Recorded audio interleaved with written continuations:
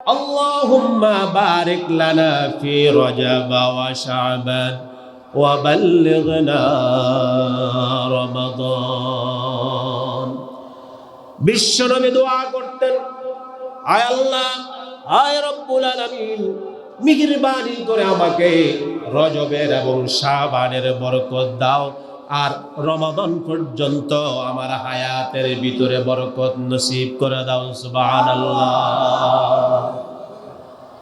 আজকে আমরা ইবাদতের ভিতরে আমরা নাই, দোয়ার ভিতরে আমাদের কোনো কর্মকাণ্ড নাই।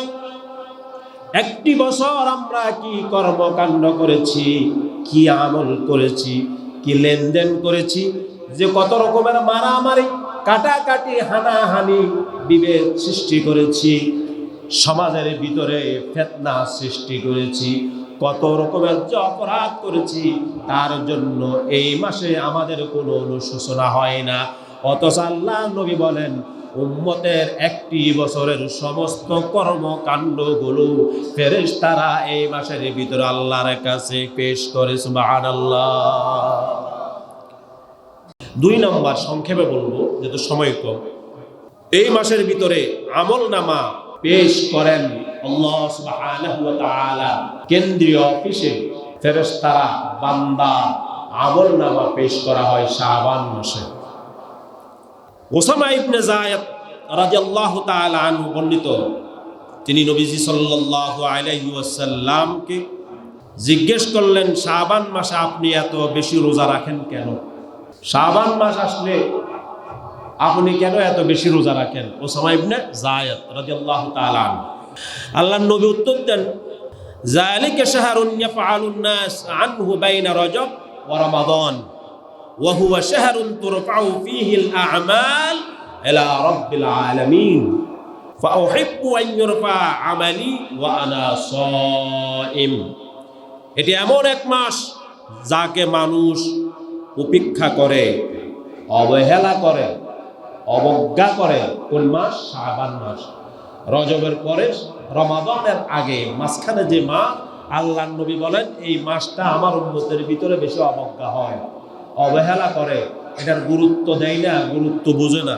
অথচ এটি এমন একটি মাস যাতে রব্বুল আলামিনের দরবারে আমল সমূহ পেশ করা হয়। সুবহানাল্লাহ।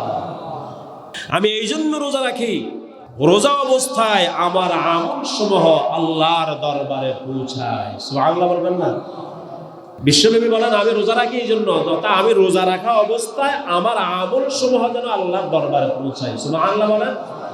সেই জন্য তাহলে এটা একটা বাৎসরিক প্রতিবেদন। এটা কি? বাৎসরিক প্রতিবেদন। দেখেন, আমরা এটার উদাহরণটা এইভাবে দিই। আমাদের দেশে বিভিন্ন প্রতিষ্ঠান 12টি মাস শেষে একটা মাস এর বিভিন্ন প্রোগ্রাম করে। অডিট হয় কিনা বলেন? অডিট হয় না? বড় বড় কোম্পানিগুলোতে ডিসেম্বরে অডিট হয়, পুরো একটা মাসের রিপোর্ট তৈরি করে। আয় ব্যয়, কিভাবে আয় করলো, কিভাবে ব্যয় করলো, এই সম্পূর্ণ একটা বাৎসরিক প্রতিবেদন তৈরি করা হয় কি হয় না বলেন? বিভিন্ন মাদ্রাসার ভিতরে এরা মাহফিলের আয়োজন করে, আর রিপোর্টগুলো সুন্দর করে সাজিয়ে গুছিয়ে লিখে মাহফিলের ভিতরে মানুষের সামনে উপস্থাপন করে পেশ করা হয়। হয় না এভাবে?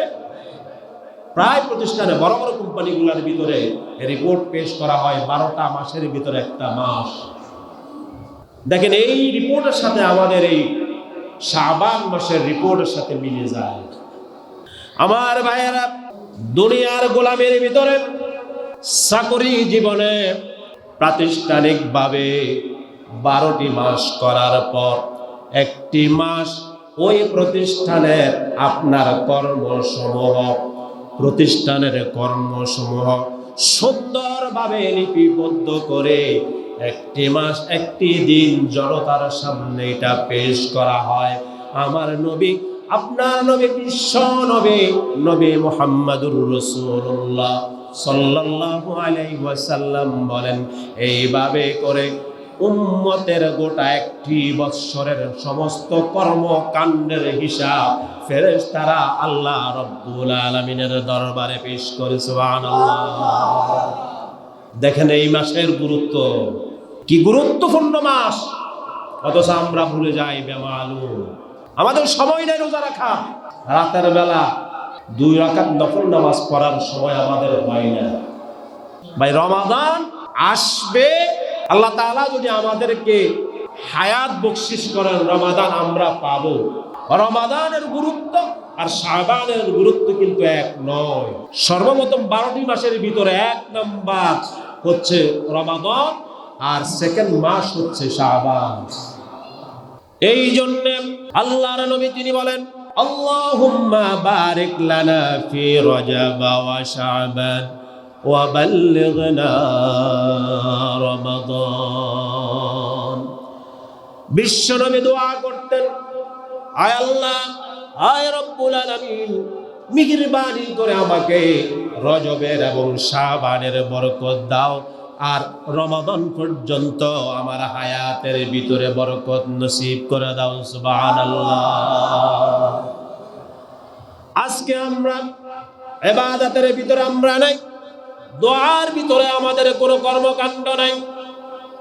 একটি বছর আমরা কি কর্মকাণ্ড করেছি, কি আমল করেছি, কি লেনদেন করেছি, যে কত রকমের মারামারি, কাটাকাটি, হানাহানি, বিভেদ সৃষ্টি করেছি, সমাজের ভিতরে ফিতনা সৃষ্টি করেছি, কত রকমের যে অপরাধ করেছি, তার জন্য এই মাসে আমাদের কোনো অনুশোচনা হয় না। অথচ আল্লাহ নবী বলেন, উম্মতের একটি বছরের সমস্ত কর্মকাণ্ডগুলো ফেরেশতারা এই মাসের ভিতরে আল্লাহর কাছে পেশ করে। সুবহানাল্লাহ। সাহাবীর প্রশ্নের জবাবে বিশ্বনবী বলেন, যেহেতু আল্লাহর দরবারে আমাদের আমল সমূহ পেশ করা হয়, সেই জন্য আমি রোজা রাখি, যেন আমি রোজা রাখা অবস্থায় আমার আমল সমূহ আল্লাহর কাছে পৌঁছে যায়। সুবহানাল্লাহ। কি গুরুত্ব, কি গুরুত্ব শাবান মাসের! কিন্তু মুসলমান অবলীলায়, অবহেলায় শাবান মাসটাকে কাটিয়ে দেয়। তাহলে এই হাদিস থেকে আমরা কি শিক্ষা নিলাম? রাতের বেলা ইবাদত করব, দিনের বেলা রোজা রাখবো। মাসটির নাম হচ্ছে শাবান মাস। রাজি আছে তো মুসলমান?